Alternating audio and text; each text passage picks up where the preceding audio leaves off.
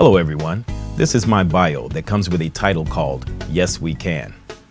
Well, my name is David Banks, and I am currently a professional videographer.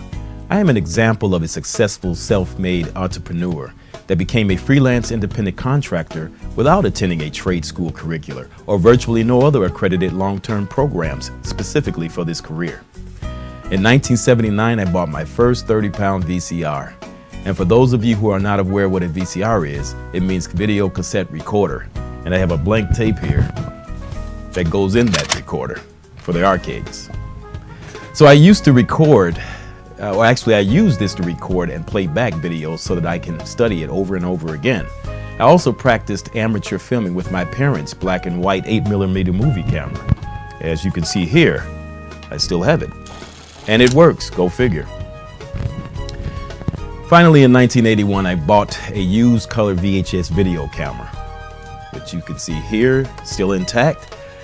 And it obviously had more enhancing features. And with this, over the next 7 years, I became a freelance hobbyist, videotaping family events while accepting donations, taping weddings and other local events. By 1988, I had invested in state-of-the-art prosumer digital video equipment. The prosumer term was invented to identify top-of-the-line end-user or consumer products with professional features, hence the word prosumer. So I advanced my technical experience by subscribing to several video trade magazines that led me to becoming an amateur videographer, producer, and editor. By 1989, I was using my skills and ambition to solicit many clients. It afforded me literally to make blue-collar wages, though, as I became recognized as a professional. Blue-collar wages today is anywhere from $40,000 to $50,000 earnings per year.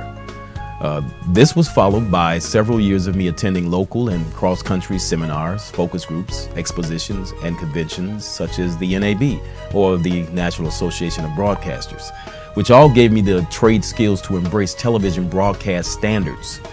By 1998, I had acquired industry-standard broadcast equipment, becoming a major competitor as I technically produced and edited a weekly cablecast program. I also became a court-certified videographer, sponsored by the American Guild of Court Videographers, meaning I became qualified to film court trials and video depositions. This encouraged me to want higher learning of comparing videotape versus film-style shooting, as well as other technical aspects of broadcasting. So I sought out an affordable, short-term continuing education program at Kennedy King College in Chicago, which greatly enhanced my technical skills. So moving on to 2001, my business became incorporated as a Chief Professional Video and Banks Legal Video, which is a subsidiary of the business. That year, I also wrote, produced, and directed my first televised infomercial, of which I received awards, and later successfully created local business commercials that will dazzle you.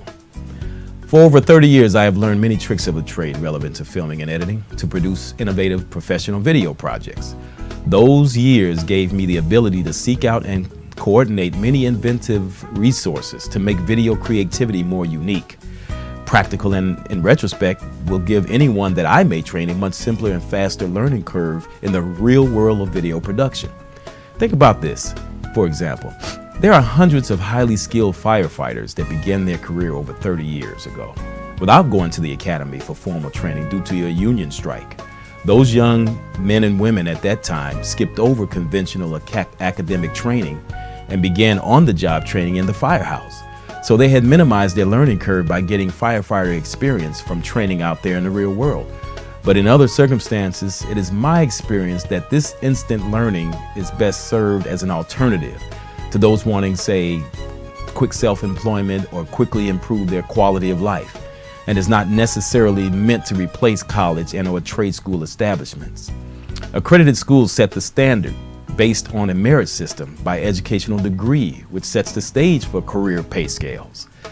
Although many school courses are mandatory and may not have nothing to do with your trade interest, at the same time, though, it also becomes precisely the reason why your education will have the potential to be more well-rounded for more career opportunities. But due to circumstances, I too applied for that firefighter position 30 years ago, where time was of the essence for myself and for the city's needs to fill in for the striking firefighters.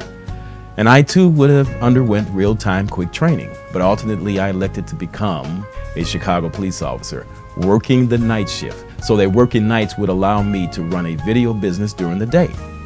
In spite of being the police, my passion was still to be self-employed and have the means to quickly manage my own pay scale. You could say I had a double career bonus, so to speak. So unlike other longer-term accredited courses, my real-world experience gives me the ability to assemble 30 years of knowledge with trade secrets that would enable me to inspire and empower student clients in a 30-hour video training program geared towards self-employed business startup. This is another example of real-time, real-world learning. Remember, nothing beats a failure but a try. Training from a business such as mine, whether by the hour or a 30-hour program, to say the least, you will have a lot of fun learning from a new perspective, and it will certainly improve your aptitude for even other career endeavors.